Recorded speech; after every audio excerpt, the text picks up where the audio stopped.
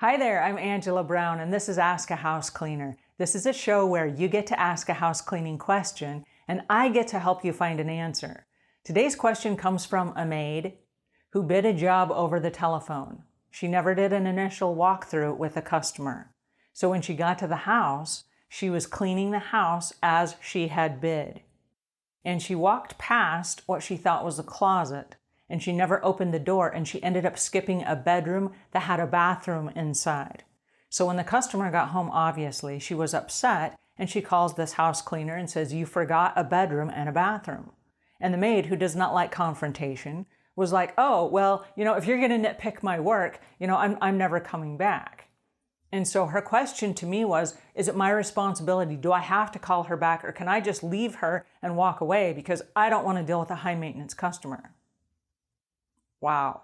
Okay, so here's my answer. The answer is, and let's back up a step, it is possible to bid a job over the telephone and never do an initial walkthrough. We've done that for the last 15 years in my business. We don't do any initial walkthroughs in advance of the cleaning. When we show up to clean for the first time, we then do the initial walkthrough with the customer, okay? So we do give a bid over the telephone, we give an estimate.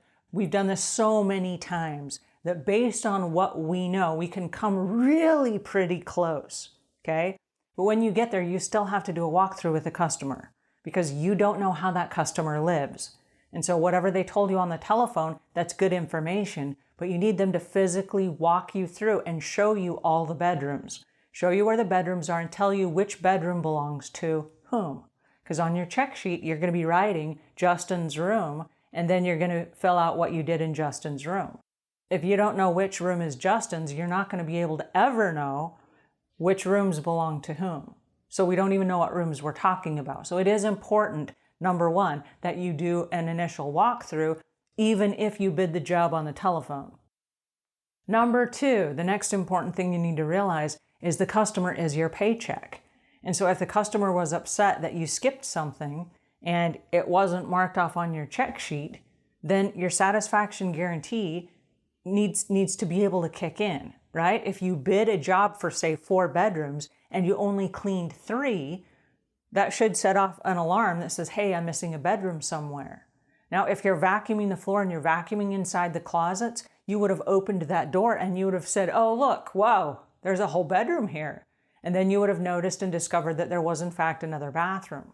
Okay, so number 3, the customer is your paycheck, and so the customer has every right to say, hey, I asked you for this, you quoted me on this, you delivered something else. The customer's completely in the right to say, whoa, something happened here. Okay, so now having discovered that, you're an adult, right? You own a business. And so you can say, oh, silly me, I can't believe I skipped a whole bedroom and a bathroom. I'll tell you what, let me come over right now, or let me come over after my next house, and I will specifically clean that bedroom and that bathroom. I am so sorry, it was an oversight. Now I know that it's there, I will never miss it again. And you can own up to your mistakes very quickly. Because here's the thing, if you skip and you decide that you don't like high maintenance customers and you're not ever coming back again, what that's going to do is that's going to put you into a cycle of spending a lot of money every month reinventing the wheel and reinventing your business because you can't keep customers, or you refuse to keep customers that you have conflict with. Now, I don't promote conflict in this business. I'd really rather there was no conflict. But as long as I've been in the business, there's conflict. There's conflict because we're dealing with humans. And so you have somebody that's really upset one day. It's possible they were just really upset because they have PMS. It's really possible that they were upset because you were sloppy and you did not do a great job. There are a variety of reasons why people are upset. But if you can hone in on what those reasons are, then you can say, oh, listen, Vanessa gets upset every single month at this time. So I've got 3 good weeks of cleaning where I can do no wrong, and then I have 1 week of ah! And so knowing that on that week where she's going to be miserable, you can just show up and go, okay, she's going to bite my head off today because she's having PMS. It has nothing to do with you. That's just who she is. But when you skip something, that's your responsibility to go back and make that right. So there are a couple weird things that happened on this scenario, but my suggestion is that you don't walk away and that you don't ignore this scenario, because if you do, it doesn't get any better.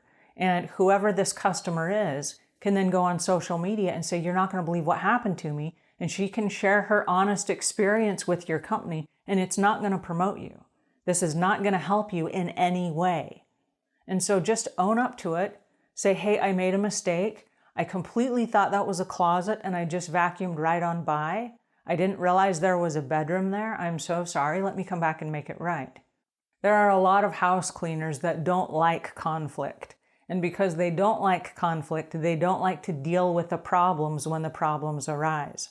Now, having been in the business for this long, I've seen a particular house cleaner, we won't say any names, but she spends about $2,000 a month in advertising to keep reinventing her marketplace because she walks away from every conflicting situation. She won't look a customer in the eye. She won't own up to her mistakes. She won't anything. And so as a result of that, she has no referrals. After 20 years in the business, she has no referrals. And her schedule is constantly empty and she's constantly looking for new business. After about 6 months in the business, you should never need to advertise again because you have all of the business you can possibly handle due to referrals. And you only get referrals by owning up to your mistakes and by fixing things that are incorrect. Now, this was an honest mistake, so there's no reason to get upset about it, and there's no reason to walk away, and there's no reason to never call the customer back. This is an honest mistake, so just own up to it and go back and clean the house. And then for future reference, when you go to bid the house, even if you do the bid over the telephone, have the customer walk you through and show you every little thing that is important to them, because every customer has their own sensibilities. And so you want to make sure that you highlight those. They're not going to tell you this on the phone, like I'm really super sensitive to dust on the ridges of my stairway or on the window seals. They may not tell you that on the initial phone call, but when you get to their house and they say, these are my sensitivities, you want to make sure that no matter what you skip, that you hit those hot spots. And so that's my tip for today. Until we meet again, leave the world a cleaner place than when you found it.